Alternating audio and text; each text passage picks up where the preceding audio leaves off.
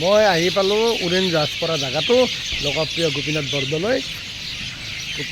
আৰু মোৰ মিছেছে বেগ চেগ লৈ আমি ৰেডি হৈ আছোঁ। আমি যাম এতিয়া সুধা উৰেন জাহাজ সুধা দিল্লী আমাৰ যাত্ৰা আজি কৃষ্ণ আৰু হাল চাইকেলে উঠছি আমাৰ হাল চাইকেলে উঠছি মাতি আছে মই পালোঁ আৰু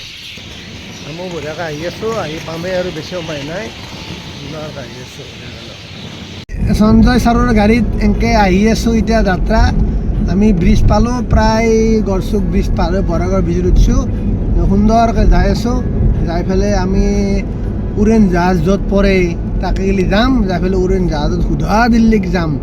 দিল্লীক যাই দীপংকৰ বৰ্মনক যিহেতু পুলিচে বেছি নাপালে আমি বেছি ওলাব লাগিব যাই সুধা বেচিব লাগিব দিল্লীক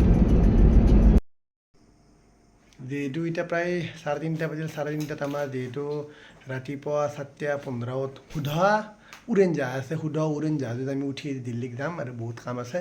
মিছেজে ৰেডি মোৰ এই বেগ চেগ লৈ এনেকৈ আমাৰ যাত্ৰা আৰম্ভ কৰিম তলত সঞ্জয় ৰখি আছে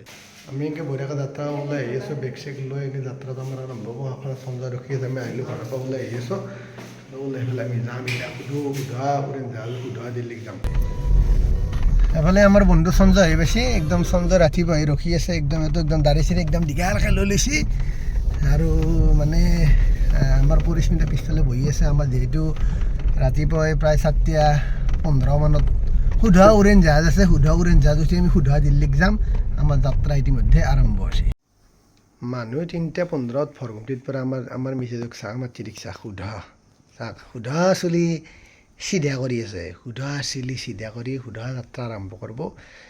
এই যাত্ৰাটোৰ কাৰণে চিলিটো চিধা কৰা হৈছে ৰাতি 3টা বজাত চাওক মানুহ চাওক চিন্তা চাওকচোন কোনে কি কৰিছে কোনোবা কম্বলেৰে সোমাই আছে কোনোবাই বা মানে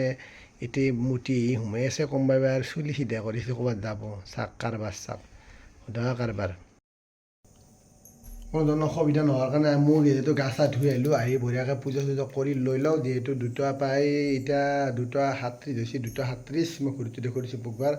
এতিয়া খানা পাওঁ 2:37 হৈছে আমি বঢ়িয়াকৈ গা চা ধুই ল'লোঁ গা চা ধুই লৈ পেলাই এনেকৈ আহি পূজাটো কৰিম এতিয়া মই পূজা চূজা কৰি এনেকৈ ৰাতিপুৱাই যিহেতু আমাৰ প্ৰায় 7:30 আমি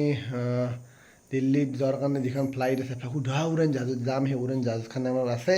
উৰেন জাহাজ যাব গ'লে আমি ৰেডি হৈ যাওঁ এতিয়া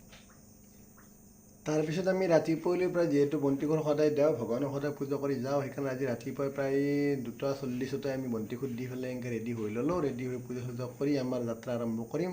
তাৰ আগতে আমি পূজাটো কৰি লওঁ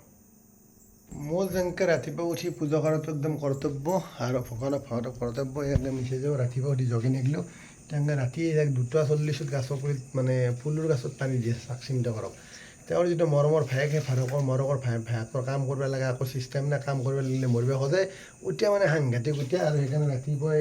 প্ৰায় 2:40 ফুলৰ গছত পানী দি ৰেডি হৈ দিছে সেইটো তেওঁ আমি ক'ৰবাত যাম ক'ৰবাত গ'লে গাছকেইডালকো মানে ফুলকেইডালকো পানী দিয়াটো কৰ্তব্য সেইকাৰণে ৰাতি হ'লেও পানী চানী দি লৈছে ৰেডি হৈ লওঁ আমি ৰেডি হৈ পেলাই এতিয়া ফুলৰ গছত পানী দিয়া হৈ গ'ল আমাৰ যিহেতু আজি বহুত দিনৰ মূৰত বহুত দীঘলীয়া যাত্ৰা আছে আমি কামটোৰ কাৰণে যাম গেলে সেইকাৰণে পুৰত পানী চানী দি ল'লোঁ এফালে এটা কুম্ভকৰ্ণ এটা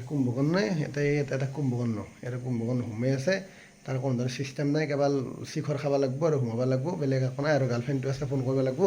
তাৰ সেই 3টাই বস্তু জানাই এফালে মিছেজ ৰাতিপুৱা উঠিলোঁ প্ৰায় 2:50 হ'ল এতিয়া 2:50 ফুলত পানী চানী দিয়াৰ কাৰণে ৰেডি হৈ লৈছোঁ মই গা চা ধুই লৈছোঁ গা ধুই লৈ পেলাই এতিয়া যাবৰ কাৰণে ৰেডি হৈ ল'ম আমাৰ যাত্ৰাটো এতিয়া অলপ দেৰিকৈ আৰম্ভ হ'ব তাকে ঘৰৰ আছোঁ গাছৰ তলত ঘৰৰ ভিতৰত ফুল পানী দি আছে তাৰ তেওঁৰ কৰ্তব্য ক'ৰবাত যাব লাগিলে ফুলতে পানী দিব লগা হ'লে বেলেগ কথা ফুলত পানী চানী দি ৰেডি হৈ গ'ল এইকেইডাল ঘৰৰ ভিতৰত থকা ফুল তাৰমানে এই ফুল থাকিলে বোলে সুধা সাপ নাই কাৰণে আমি সুধা ফুল লৈছোঁ ঘৰৰ চাঙৈ পানী তাৰ গাতো পানী ঢালি দেৱৰকে বাগাত দিয়ে তাৰ গাতো পানী ঢালিলে সিহঁতৰ গা চা ধুবান নহয় পানী চানী ঢালি ল'লা এনেকৈ বঢ়িয়াকৈ ঢালি লৈ পেলাই আমাৰ ৰেডি হৈ ল'ব লাগিব দুটা যিহেতু প্ৰায় 50 হ'ল আমি গা চা ধুই ল'লোঁ আমি এতিয়া ৰেডি হৈ যাম মই প্ৰথম ঘড়ীটো দেখুৱাইছোঁ ঘড়ীটোত বাজছি প্ৰায় 2:37 এই 2:37 এফালে দেৱৰেখী কম্বলৰি বাগাত দি আছে এফালে আমাৰ পৰি কি কৈছে ঘৰৰ চিৰি এইটো ক'ৰবাত যাব লাগিলে ক'ৰবাত যদি যাব লাগে কিন্তু তাৰ বৰ হুমটি চুমটি নাই দিনত 2টা নহয় কিন্তু আপোনালোকে ভাবো দিনত 2টা ৰাতি 2টা 28 ছেপ্টেম্বৰ পৰছি ৰাতি 2:37 হ'ল 2:37 এই ৰাতি চাওক 2:37 ঘৰ সাৰি আছে চিন্তা কৰক কি কথা ভাবিব লাগিলে আচৰিত কথা আৰু ঠিক তেনেদৰে ৰাতি প্ৰায় 2:38 হৈছে। 38 এতিয়া ঘৰ সাৰি আছে, যিহেতু আমাৰ দিল্লীত যাত্ৰা হ'ব। এইকাৰণে দিল্লীত যাত্ৰা হ'ব, যিটো অসম পুলিচে দীপংকৰ বৰ্মনক বিচাৰি পোৱা নাই। আমি দীপংকৰ বৰ্মনক, যিগৰাকী দীপংকৰ বৰ্মন প্ৰায় 7,000 কোটি টকা মাৰি অসমৰ পৰা পলাইছিল, আমি তেওঁক বিচাৰি আজি দিল্লীক গ'লে যাত্ৰা হ'ম। এটা ঘৰ চৰ সাৰি ৰেডি হ'লে, যাতে ঘৰ চৰ সাৰি এইকাৰণে লৈছোঁ, পূজা চূজা কৰি যাব লাগিব, যাতে আমি কোনো ধৰণৰ আমাৰ অসুবিধা নহয়। মই আহি পালোঁ উৰেণ জাহাজ পৰা জেগাটো, লোকপ্ৰিয় গোপীনাথ বৰদলৈ। গোপীনাথ বৰদলৈ আৰু মোৰ মিছেছে বেগ চেগ লৈ আমি ৰেডি হৈ আছোঁ। আমি যাম এতিয়া